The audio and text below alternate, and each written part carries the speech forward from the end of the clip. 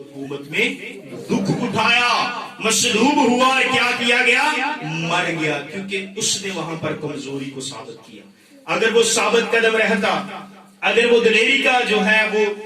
मुजाहरा करता, तो वो एक हाकम था, उसके पास इतनी अथॉरिटी थी कि वो यीशु मसीह को छोड़ सकता था। लेकिन वहां पर उसने जो है वो जुल्म का और तशद्दुद का और ज्यादती का वहां पर मुजाहरा करते हुए उसको सिपाहियों के हवाले मेरे अजीजों कर दिया। और यीशु मसीह को जो है वो ऐसे हालात में छोड़ दिया कि उस पर जो है वो जिस्मानी तौर पर तशद्दुद हुआ। लेकिन फिर भी इस सारी जो है वो हम इस सारी मंजरकशी में हम देखते हैं कि यीशु मसीह ने अपने बाप की फरमाबरदारी की और कहा कि आए बाप। कलाम मुकद्दस में हम देखते हैं कि ये कलमे जब अनाउंस किए गए, यीशु मसीह की जुबाने मुबारका से ये कलमे अदा किए गए, तो एक पहला कलमा उसमें यीशु मसीह ने अपने बाप के साथ अपने शख्सी ताल्लुक का इजहार किया, आए बाप, आए बाप, इनको माफ करके ये नहीं जानते। और आखिर का कलमा, सातवां कलमा जो है, फिर से यीशु मसीह ने कहा कि आए बाप, मैं अपनी रूह तेरे हाथों में सौंपता हूं। यानी कि पहले कलमे के अंदर और आखिरी कलमे के अंदर उसने अपने बाप के साथ अपना हकीकी बेटा होते हुए अपनी उस ताबेदारी और वफादारी को उसने जो है वो जाहिर किया है। और एक शख्सी ताल्लुक जो उसका बाप के साथ था, जो उस वक्त यहूदी तस्लीम नहीं कर रहे थे, उसने जो है सलीब पर भी बरमला उसको जो है वो अनाउंस किया कि आए बाप। अगर हम आए बाप के लिए, हम बाप की उस रिलेशनशिप के लिए और बाप के उस जो है वो सारी ताबेदारी और फरमाबरदारी के लिए उस वक्त की रोमी हुकूमत के तुनाजर में देखें, तो रोमी हुकूमत के अंदर एक बाप और एक बेटे का रिश्ता उस वक्त ये था कि एक बेटा जो था वो बाप की ताबेदारी करता था, और ताबेदारी गवर्नमेंट की तरफ से, हुकूमत की तरफ से इस हद तक उस पर जो है वो वाजिब थी या कानूनी तौर पर उस पर लागू थी कि एक बेटा जो है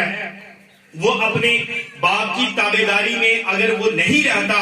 तो लिखा है कि बाप उसको जो है, इतनी उस पर बाप की इख्तियार गवर्नमेंट की तरफ से था कि बाप अपने बेटे को बेच भी सकता था। कहीं पर जो है वो अगर उस वक्त ऐसा था कि लोग मंडियों के अंदर बेचे जाते थे और बाप के पास कानूनी तौर पर ये अथॉरिटी थी कि बाप जो है वो बेटे को बेच सकता था। कानून ने ये रोमी हुकूमत को अथॉरिटी दी हुई थी। और एक बाप अगर चाहता तो अपने बच्चों से जबरन काम भी करवा सकता था। उन पर जो है वो गवर्नमेंट की तरफ से ये रूल था कि बाप